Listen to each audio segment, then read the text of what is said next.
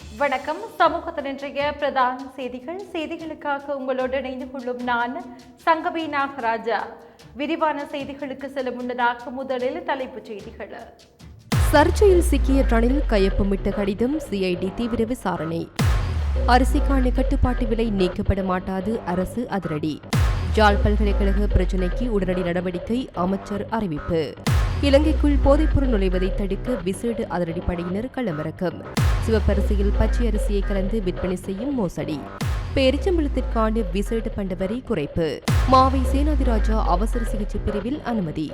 ஜாழ் வருகின்றார் ஜனாதிபதி அனுர நாளை முதல் போராட்டத்தில் குதிக்கும் வடமாகாண வெளியேற்ற பட்டதாரிகள். இயேசுவின் காலிலிருந்து வடிந்த நீர் ஜாலில் பார்வையிட குவிந்த மக்கள். அரசின் அதிரடி கைதுகள் ராஜபக்ஷக்களை பலப்படுத்தும் செயற்பாடா இம்ரான் எம்பி சந்தேகம். கைவிடப்பட்ட நிலையில் அரசுக்கு சொந்தமான சொகுசு வாகனங்கள் கண்டுபிடிப்பு. விகாரை வளாகத்தில் வெடித்து சிதறிய கைக்குண்டு. எமது பார்வையாளர்களில் பலர் எமது வேண்டுகோளுக்கு இணங்க எமது சேனலை சப்ஸ்கிரைப் செய்துள்ளீர்கள். இதன் மூலம் நாம் 3 லட்சத்திற்கும் அதிகமான பார்வையாளர்களை பெற்றுள்ளோம். சப்ஸ்கிரைப் செய்து நீங்கள் வழங்கும் மாபெரும் ஆதரவிற்கு எமது மனமார்ந்த நன்றிகள். இதே போன்று இன்னும் சில பார்வையாளர்கள் எமது சேனலை சப்ஸ்கிரைப் செய்யாமலே பார்வையிட்டு வருகிறீர்கள். எனவே எம்மை ஊக்குவிக்கும் வகையிலும் குறிப்பாக எமது செய்திகளை தடையின்றி உடனுக்குடன் பெற்றுக்கொள்ளவும் சமூகம் நியூஸ் சேனலை சப்ஸ்கிரைப் செய்யுங்கள். அத்துடன் அருகிலுள்ள பெல் பட்டனையும் அழுத்துங்கள். தமிழால் இணைவோம். இனி தொடர்பான விரிவான செய்திகள்.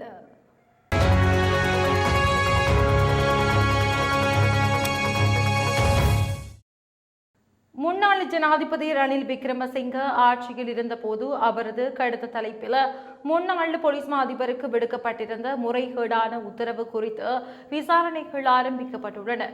ரணில் விக்ரமசிங்கே ஜனாதிபதியாக பதவி வகித்த காலத்தில் ஜனாதிபதிக்கான கடித தலைப்பில் பாதுகாப்பு பிரிவின் அதிகாரிகளுக்கு விடுக்கப்படும் விசேட உத்தரவு என்ற தலைப்பில் ஒரு கடிதம் வழங்கப்பட்டுள்ளது. அதன் மூலம் தென் மாகாணத்தில் மோசடி செயற்பாடுகளை மேற்கொள்ளும் வர்த்தகர் ஒருவருக்கு அவரது மோசடி நடவடிக்கைகளை முன்கொண்டு செல்ல இடையூறு விளைவிக்க வேண்டாம் என்றவாறான முறைகேடான உத்தரவு ஒன்று பிறப்பிக்கப்பட்டுள்ளது. குறித்த கடிதத்தின் பிரதிநிதிகள் பாதுகாப்பு அமைச்சின் முன்னாள் செயலாளர் மற்றும் முன்னாள் போலீஸ் மா அதிபர் ஆகியோருக்கு அனுப்பி வைக்கப்பட்டுள்ளனர். ஜனாதிபதி செயலகத்திலிருந்து அனுப்பப்பட்டதாக குறித்த கடிதத்தில் தெரிவிக்கப்பட்டிருந்த போதும் அது மாத்திரை தபால் அலுவலகத்திலிருந்து தபால் செய்யப்பட்டுள்ளமை கண்டுபிடிக்கப்பட்டுள்ளது. இதனையடுத்து குறித்த கடிதம் போலியானதாக இருக்கலாம் என்ற ஊகத்தில் முன்னாள் போலீஸ் மா அதிபர் சி.டி. விக்ரமரத்ன அது தொடர்பில் விசாரணைகளை மேற்கொள்ள உத்தரவிட்டிருந்தார். அதன் பிரகாரம் தற்போதைக்கு விசாரணைகள் முன்னெடுக்கப்பட்டுள்ளதாக தெரிவிக்கப்படுகின்றது. யாழ்ப்பாண பல்கலைக்கழக விவகாரம் தொடர்பில் விரைந்து நடவடிக்கை எடுக்கப்பட உள்ளதாக அரசாங்கம் அறிவித்துள்ளது. பல்கலைக்கழக செயற்பாடுகளுக்கு இடையூறு விளைவிக்கும் எந்தவித செயற்பாடுகளுக்கும் இடமளிக்கப் போவதில்லை என்று அமைச்சரவை பேச்சாளர் வைத்தியர் நலிந்த ஜெதிஸ் தெரிவித்தார். அரசாங்க தகவல் திணைக்களத்தில் இன்று இடம்பெற்ற அமைச்சரவை முடிவுகளை அறிவிக்கும் செய்தியாளர் சந்திப்பிலேயே இதனை குறிப்பிட்டார். அதேபோன்று தொழிற்சங்க நடவடிக்கைகளுக்கு செல்வதனால் தொழிற்சங்க நடவடிக்கைக்கு முன்னர் அமைச்சுடன் பேச்சுவார்த்தை நடத்துவது தொடர்பில் கவனம் செலுத்த வேண்டும். பேச்சுவார்த்தையின் பின்னர் அடுத்த கட்டம் தொடர்பில் சிந்திக்கலாம் என்று அவர் சுட்டிக்காட்டினார். இதேவேளை அரசாங்கம் விதித்துள்ள கட்டுப்பாடு விலை நீக்கும் திட்டம் எதுவும் இல்லை என்றும் அமைச்சரவை பேச்சாளர் அமைச்சர் நலிந்த ஜெதிஸ் தெரிவித்துள்ளார். வேன் மற்றும் கடல் வழியாக நாட்டிற்குள் போதைப் பொருள் வருவதை தடுக்க திட்டங்கள் வகுக்கப்பட்டுள்ளதாக பொது பாதுகாப்பு மற்றும் நாடாளுமன்ற விவகார அமைச்சர் ஆனந்த் விஜயபால தெரிவித்துள்ளார். நாட்டிற்குள் போதைப்பொருள் நுழைவதை உடனடியாக தடுப்பது கடினம் என்று அவர் தெரிவித்துள்ளார். தேசிய செய்தியாளர்களுடனான கலந்துரையாடலில் அவர் இந்த கருத்துக்களை வெளிப்படுத்தினார். இது தொடர்பில் கருத்து தெரிவித்த அவர், போதைப்பொருள் நுழைவதை தடுக்க நாங்கள் திட்டங்களை வகுத்துள்ளோம். விசேட அதிரடிப்படையினர் இதற்காக பயன்படுத்தப்படுகின்றனர். இப்போதும் கூட கோடிக்கணக்கான மதிப்புள்ள போதைப் பொருட்கள் பறிமுதல் செய்யப்படுகின்றன. கடந்த சில மாதங்களில் ஏராளமான சட்டவிரோத போதைப் பொருட்கள் பறிமுதல் செய்யப்பட்டுள்ளன. இலங்கைக்குள் போதைப்பொருள் வருவதை உடனடியாக நிறுத்துவது கடினம். தற்போது போதைப்பொருள் கடத்தல் சமீபத்தில் நாட்டில் மிகவும் வலுவாக பரவியுள்ளது. இது தொடர்பாக நாங்கள் எங்கள் கொள்கைகளை செயல்படுத்துகிறோம் என்று தெரிவித்துள்ளார். சிவப்பரிசியில் பச்சை அரிசியை கலந்து விற்பனை செய்யும் மோசடி குறித்து தகவல் கிடைத்துள்ளதாக நுகர்வோர் விவகார அதிகார சபை தெரிவித்துள்ளது. சந்தையில் சிவப்பரிசி பற்றாக்குறை காரணமாக சில வர்த்தகர்கள் இந்த மோசடியை நடத்தி வருவதாக தெரிவிக்கப்படுகின்றது. இது தொடர்பாக நுகர்வோர் விவகார அதிகார சபைக்கு ஏராளமான முறைப்பாடுகள் கிடைத்துள்ளதாகவும் கூறப்படுகின்றது. அதன்படி இது தொடர்பாக சோதனைகளை நடத்த அறிவுறுத்தல்கள் வழங்கப்பட்டுள்ளதாக நுகர்வோர் விவகார அதிகார சபையின் தகவல் பணிப்பாளர் அசைல பண்டார தெரிவித்தார். இதற்கிடையில் கடந்த சில நாட்களில் கட்டுப்பாட்டு விலையை விட அதிக விலைக்கு அரிசி விற்பனை செய்தமை தொடர்பில் 140க்கும் மேற்பட்ட சுற்றி வளைப்புகள் நுகர்வோர் விவகார அதிகார சபையால் மேற்கொள்ளப்பட்டுள்ளது. நேற்று முன்னெடுக்கப்பட்ட சுற்றி வளைப்பு ஒன்றில் அதிக விலைக்கு அரிசியை விற்பனை செய்து ஹம்பகா பகுதியில் உள்ள பல்பொருள் அங்காடி ஒன்றிற்கு எதிராக 10 லட்சம் ரூபாய் அபராதம் விதிக்க நடவடிக்கை எடுத்துள்ளதாக நுகர்வோர் விவகார அதிகார சபையின் தகவல் பணிப்பாளர் அசேல் பண்டார தெரிவித்துள்ளார். பேரிச்சம்பழத்தின் மீதான விசேட பண்ட வரியை குறைத்து விசேட வர்த்தமானி அறிவித்தல் ஒன்று வெளியிடப்பட்டுள்ளது. அதன்படி பேரிச்சம்பழத்தின் மீதான தற்போதைய விசேட பண்ட வரியான 200 ரூபாவை 2025 மார்ச் 31 வரை கிலோவிற்கு ₹1 ஆக குறைத்து குறித்த வர்த்தமானி அறிவித்தல் வெளியிடப்பட்டுள்ளது. இந்த நிலையில் எதிர்வரும் ரமலான் நோன்பு காலத்திற்காக சவுதி அரேபியா 50 மெட்ரிக் டன் பேரிச்சம்பழங்களை நன்கொடையாக வழங்கியுள்ளது. இலங்கைக்கான சவுதி அரேபிய தூதரகத்தில் நேற்று நடந்த நிகழ்வில் சவுதி அரேபிய தூதுவர் காலித் கமூத் அல்ஹக்தானி இந்த பேரிச்சம்பழங்களை உத்தியோகபூர்வமாக புத்த சாசன சமயம் மற்றும் கலாச்சார அலுவல்கள் அமைச்சர் கினிதும சுனில் சேனவியிடம் கையளித்தார். இலங்கை தமிழரசு கட்சியின் மூத்த தலைவர்களில் ஒருவரும் முன்னாள் நாடாளுமன்ற உறுப்பினருமான மாவை சேனாதிராஜா யாழ்ப்பாணம் போதனா வைத்தியசாலையில் அவசர சிகிச்சை பிரிவில் சிகிச்சைக்காக இன்று அனுமதிக்கப்பட்டுள்ளார். வீட்டில் தவறி விழுந்த நிலையில் தலையில் நரம்பு வெடிப்பு ஏற்பட்டுள்ளதாகவும் இதன் காரணமாக வைத்தியசாலையில் அனுமதிக்கப்பட்டுள்ள அவருக்கு செயற்கை சுவாசம் அளிக்கப்பட்டுள்ளதாகவும் வைத்தியசாலை தகவல்கள் தெரிவிக்கின்றன. எதிர்கால அரசியல் நடவடிக்கைகள் குறித்து ஐக்கிய தேசிய கட்சிக்கும் ஐக்கிய மக்கள் கட்சிக்கும் இடையில் இன்று மற்றொரு கலந்துரையாடல் நடைபெற உள்ளது. ஐக்கிய மக்கள் சக்தியின் பொதுச் செயலாளர் நாடாளுமன்ற உறுப்பினர் ரஞ்சித் மத்தும பண்டார இதனை தெரிவித்தார். இந்த கலந்துரையாடல் இன்று கொழும்பில் நடைபெறும் என அவர் குறிப்பிட்டார். எதிர்கால அரசியல் நடவடிக்கைகளை மேற்கொள்வதற்கு இரு கட்சிகளினதும் செயற்குழுக்களிடமிருந்து ஒப்புதல் பெறப்பட்டது. இதுவரை பல சுற்று பேச்சுவார்த்தைகள் நடத்தப்பட்டுள்ளதாகவும் பேச்சுவார்த்தைகள் மிகவும் வெற்றிகரமாக இருந்ததாகவும் பொதுச் செயலாளர் மேலும் தெரிவித்தார். மேலும் ஐக்கிய மக்கள் சக்தியின் பொதுச் செயலாளர் ரஞ்சித் மத்தும பண்டார தலைமையில் 5 பேர் கொண்ட குழு நிறுவப்பட்டது.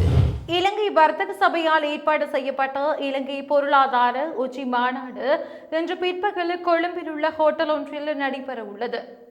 இன்றைய தொடக்க அமர்வில் ஜனாதிபதி அனுரகுமார திசாநாயக்க பிரதம விருந்தினராக கலந்து கொள்ளவுள்ளார். அங்கு நிலையான பொருளாதார முன்னேற்றத்திற்கான அரசாங்கத்தின் தொலைநோக்கு பார்வை குறித்து இலங்கை வர்த்தக சபையின் துணைத் தலைவர் பிங்குமல் தேவர தந்தியுடன் ஜனாதிபதி ஒரு தனித்துவமான உரையாடலில் ஈடுபடுவார் என்று எதிர்பார்க்கப்படுகின்றது. இந்த ஆண்டு மாநாட்டில் வணிக தலைவர்கள், கொள்கை வகுப்பாளர்கள், கல்வியாளர்கள் மற்றும் மூத்த நிறுவன பிரதிநிதிகள் பங்கேற்க உள்ளனர். இலங்கையின் எதிர்காலத்தை வடிவமைத்தல் மற்றும் நல்ல பொருளாதார கொள்கைகளுடன் உருமாறும் வளர்ச்சி என்ற கருப்பொருளின் கீழ் இந்த மாநாடு நடைபெற உள்ளது. ஜனாதிபதி அனுரகுமார திசாநாயக்கவின் யாழ் வருகையை முன்னிட்டு யாழ்ப்பாணத்தில் வேலையேற்றப்பட்டதாரிகள் கவனஈர்ப்பு போராட்டம் ஒன்றை முன்னெடுக்க உள்ளதாக குறித்த சங்கத்தினர் தெரிவித்தனர். யாழ் ஊடக மையத்தில் இன்று இடம்பெற்ற ஊடக சந்திப்பில் குறித்த அறிவிப்பை வெளியிட்டுள்ளனர். இதன்போது கருத்து தெரிவித்து வடமாகாண பட்டதாரிகள் சங்க ஊடக பேச்சாளர் கே டனிசன் கருத்து தெரிவிக்கையில், எதிர்வருகின்ற 31ஆம் தேதி யாழ் மாவட்ட ஒருங்கிணைப்பு குழு கூட்டம் நடைபெற இருக்கின்றது. அந்த கூட்டத்திற்கு கௌரவ இலங்கையினுடைய ஜனாதிபதி அனுரகுமார திசாநாயக்க அவர்கள் நேரடியாக பங்கு பெற்ற இருக்கின்றார். எங்களுடைய கோரிக்கைகள் அவரை நேரடியாக சென்றடைய வேண்டும் என்பதற்காக அவரினுடைய வருகையை முன்னிட்டு இந்த போராட்டத்தை வடமாகாணம் தழுவிய வேலையேற்றப்பட்டதாரிகள் சங்கத்தினராகிய நாங்கள் ஏற்பாடு செய்திருக்கின்றோம். எனவே இந்த போராட்டத்திலே மக்கள் நலன் விரும்பிகள் அத்தோடு எங்களினுடைய உறவினர் அனைவரும் இந்த போராட்டத்தில் கலந்து கொண்டு எங்களுக்குரிய பூரண ஆதரவை தர வேண்டும் என்ற கோரிக்கை இந்த நேரத்திலே வெளியேற்ற பட்டதாரிகள் சங்கம் சார்பாக இந்த இடத்திலே நாங்கள் உங்களுக்கு முன்வைக்கின்றோம். பல தடவைகள் பல வழிகளில் போராடி எங்களுக்குரிய நியாயங்கள் இதுவரையும் கிடைக்கவில்லை என்ற ஒரு மன வருத்தத்தோடு நாளைய தினம் அந்த போராட்டத்தை ஆரம்பிக்க இருக்கின்றோம். இவ்வளவு காலம் ஒரு அகிம்சை வழியிலே நாங்கள் போராட்டங்களை முன்னெடுத்திருந்தோம். நாளை ஒரு மரக்கன்று வழங்குகின்ற ஒரு பசுமை திட்டத்தோடு எங்களுடைய போராட்டத்தை தொடர்ந்து 3-4 நாட்கள் நாங்கள் செய்ய இருக்கின்றோம்.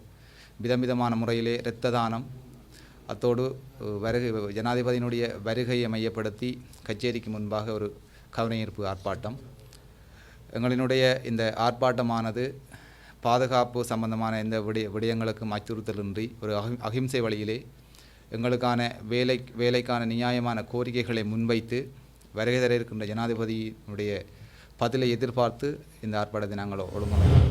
சிலுவையில் இருந்த ஜேசுவின் காலில் இருந்து நீர் கசிந்த சம்பவம் யாழ்ப்பாணம் வடமராட்சி கிழக்கு கட்டைக்காடு பகுதியில் இன்று இடம்பெற்றுள்ளதாக அங்கிருந்து கிடைக்கும் செய்திகள் தெரிவிக்கின்றன.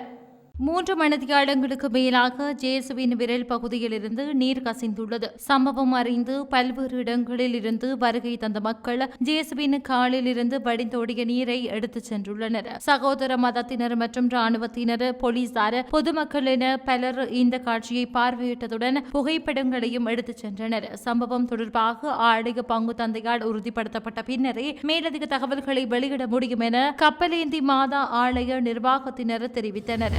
அரசாங்கம் தற்போது மேற்கொள்கின்ற கைதுகள் எமக்கு பல சந்தேகங்களை ஏற்படுத்துகின்றன என திருகோணமலை மாவட்ட ஐக்கிய மக்கள் சக்தியின் பாராளுமன்ற உறுப்பினர் இம்ரான் மஹரூப் தெரிவித்தார். கென்யாவில் இன்று ஊடகங்களுக்கு கருத்து தெரிவிக்கும் போதே அவர் மேற்கண்டவாறு தெரிவித்தார். அவர் தொடர்ந்து கருத்து தெரிவிக்கையில், அரசாங்கத்தினுடைய கைது சம்பந்தமான விடயங்களை பார்க்கின்ற பொழுது எங்கள் மத்தியில் சில சந்தேகங்களும் ஏற்படுகின்றன. குறிப்பாக இன்று கைது செய்யப்படுகின்றவர்கள் எவ்வாறு கைது செய்யப்படுகின்றார்கள், அந்த கைது செய்யப்படுகின்ற சந்தர்ப்பத்திலே அவர்கள் ஒரு நிரபராதியாகவும் அல்லது விரும்பி கைது செய்யப்படுகின்ற போன்றவர்களாக இன்று அந்த விசாரணைக்கோ நீதிமன்றத்துக்கோ செல்லுகின்ற அந்த நிலைகளை பார்க்கின்ற பொழுது இன்று அரசாங்கம் மத்தியிலே எங்களுக்கு சந்தேகம் காணப்படுகின்றது. மீண்டும் இந்த ராஜபக்ஷாக்களுடைய கைது அந்த ராஜபக்ஷ அவர்களை பலப்படுத்துவதற்கான ஒரு செயற்பாடா என்ற கேள்வி கூட இன்று மக்கள் மத்தியிலே காணப்படுகின்றது. ஆகையால் நாங்கள் அரசாங்கத்திடம் கேட்கின்ற விடயங்கள் தான், எப்படி தேர்தல் காலங்களிலே மேடைகளிலே நீங்கள் சொன்ன விடயங்களை நீங்கள் முன்னெடுக்க வேண்டும் என்பது எங்களுடைய எதிர்பார்ப்பு. குறிப்பாக எந்த அரசாங்கமாக இருந்தாலும், எந்த அரசியல்வாதிகளாக இருந்தாலும், யார் என்ன ஊழல் புரிந்திருக்கின்றார்களோ, என்னென்ன தவறுகளை அவர்கள் இந்த நாட்டு மக்களுக்காக இழைத்திருக்கின்றார்களோ, அவர்களுடைய காலங்களிலே அதாவது அரச சொத்துக்களை தவறான முறைகளிலே பயன்படுத்தியிருக்கின்றார்களோ அவர்களுக்கு சரியான தண்டனையும் அவர்களை இந்த நீதிக்கு முன்னால் கொண்டு வர வேண்டும் என்பதை நாங்கள் கேட்கின்றோம். குறிப்பாக இன்று ஈஸ்டர் தாக்குதல் பரவலாக பேசப்படுகின்ற ஒரு விடயம் தேர்தல் காலம். இன்று தேர்தல் காலங்கள் முடிந்ததற்கு பின்னர் இன்று ஈஸ்டர் தாக்குதல் சம்பந்தமான விடயங்கள் இடைநிறுத்தப்பட்டிருக்கின்றன.